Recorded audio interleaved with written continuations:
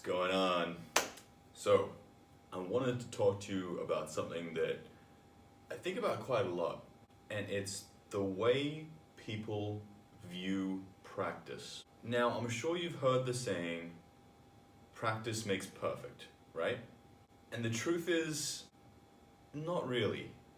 It's kind of a gray area, because that sentence in and of itself, it's just too vague. People think that simply trying to do something over and over again constitutes practice. And it doesn't.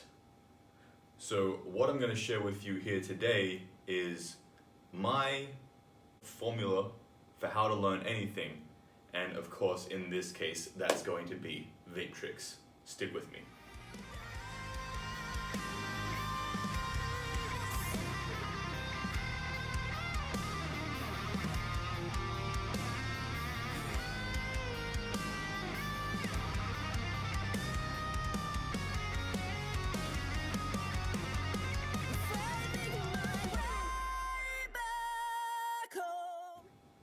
So first, I'm going to paraphrase one of my favorite guitar players, Mr. Joe Satriani, otherwise known as Satch.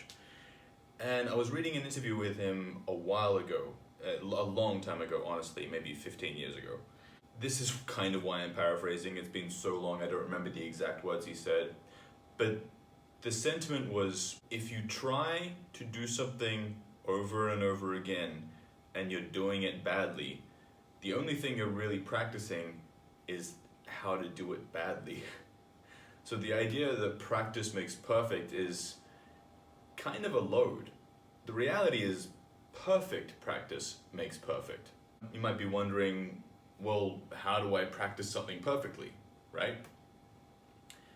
So what it comes down to, and so this is my thought process whenever it comes to learning anything, including obviously vape tricks, is you want to study, practice, analyze, adapt, and repeat over and over and over and over. Let's break this down. First of all, study. Now, study is about looking at the details. One thing I did early on when I was learning how to trick was I went and found every tutorial I could find and tried to pick out all the best information, and then obviously tried to apply that. But there's more to it. It's not just about hearing the information, it's about really picking out all the little details of the information. For example, I will often tell people when they're first learning how to blow O's that the mouth shape is all important. And the best way to do that is to look in the mirror when you're learning how to blow O's. Compare your mouth shape to someone who is really good at blowing O's. Now, I'm not going to use myself as an example here because while I'm pretty good at what I do, there are other guys who are better. One example would be a guy called Austin Lawrence. I'm sure you guys know who he is. He is a very well-known tricker, and he doesn't have the most extensive trick bag. I've really only seen him do maybe 9 or 10 different tricks. However, what he's really good at is the fundamentals. His O's are perfect. And so the best thing I would say to take away from someone like Austin Lawrence is a screenshot of his mouth the second before he blows an O. Look at the shape, and it's gonna be. Now you might notice that my lips aren't out or in, they're neutral, relatively close to my teeth. My top 2 teeth are showing just a little bit, and the edges are relatively tight. Now I'm not going to get into a full tutorial of how to blow O's because I have another one for that, and I'll probably do an updated one in the future. But what I want to point out is the details. There's a few steps just in the act of blowing the O itself. And what I've noticed is that when I try to teach people these details, quite often they'll try to do them all at once and miss a few, and then they kind of just get frustrated. And then I know some of you already know how to blow O's well, some of you are still learning, but that's not the point. The point is how you're approaching this. So when it comes to the idea of study, we're not just looking at the basic big picture, we're looking at the tiny details. You need to take things one step at a time. So without even trying to blow an O, I would recommend simply looking at your mouth shape in the mirror compared to someone like Austin Lawrence or even Scott Wyatt. Now you can find these guys at VostonL and at Jellyman Vapes. They're both very solid triggers with just really good fundamental O technique. And good fundamental O technique is like having a really good ollie in skateboarding. If you don't have that, everything else is going to be difficult, right? But what I want you to take away from this idea of study is the breakdown of what they do, the tiny minutia, the fact that the top two teeth are showing a little bit. And I'll tell people, to get that mouth shape correct,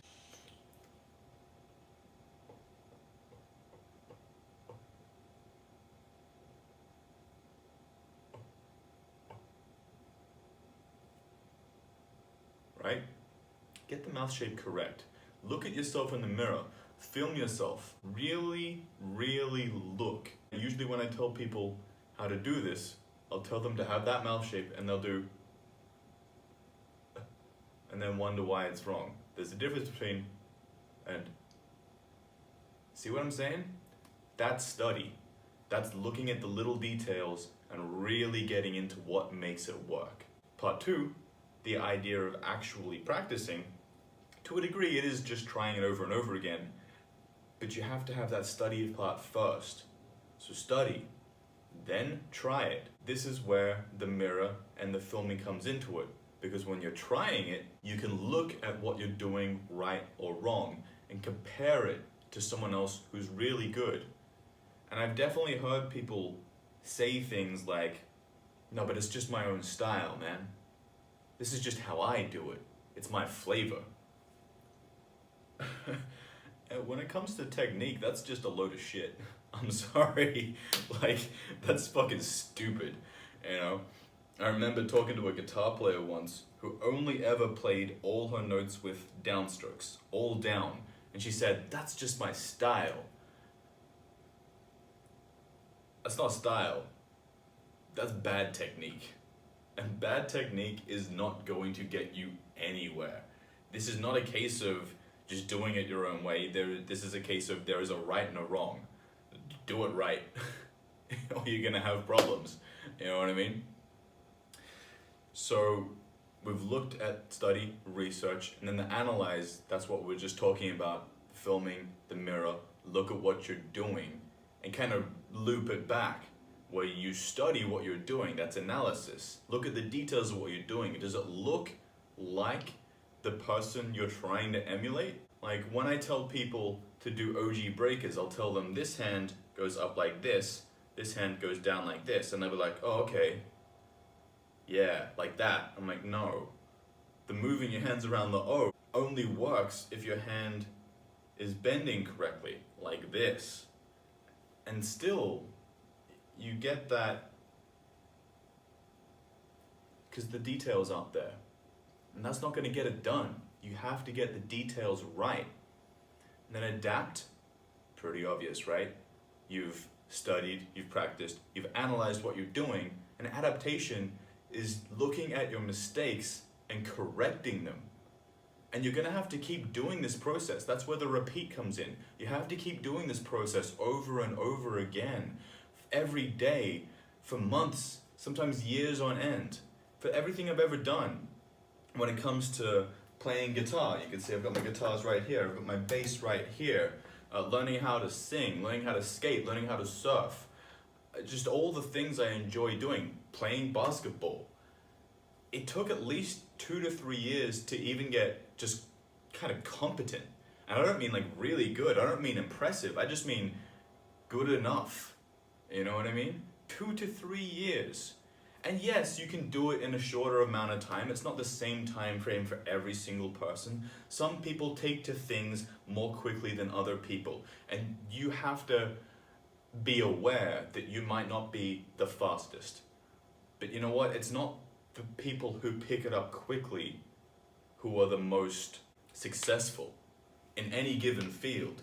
It's the people who persist, the people who keep trying to fix their mistakes. If there's anything we can learn from the now recently late, great Kobe Bryant, is work ethic. It's not about talent. It's not about what's God-given. And this is why on my website it says talent is an illusion. Because it is. The idea of natural God-given talent just makes people think that it's supposed to come easy. They look at an actor like Bruce Willis who just kind of popped up when he was like 30. Like he was working at a bar and Sybil Shepherd came along and said, "You're the guy."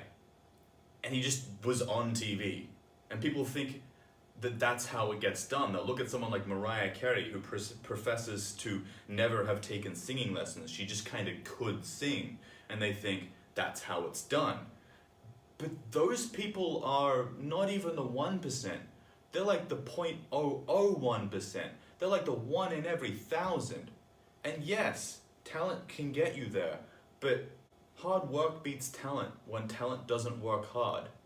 So if you want to be good at tricks, or if you want to be good at music, or if you want to be good at anything, and I don't care what it is, you have to persist, and you have to use the formula.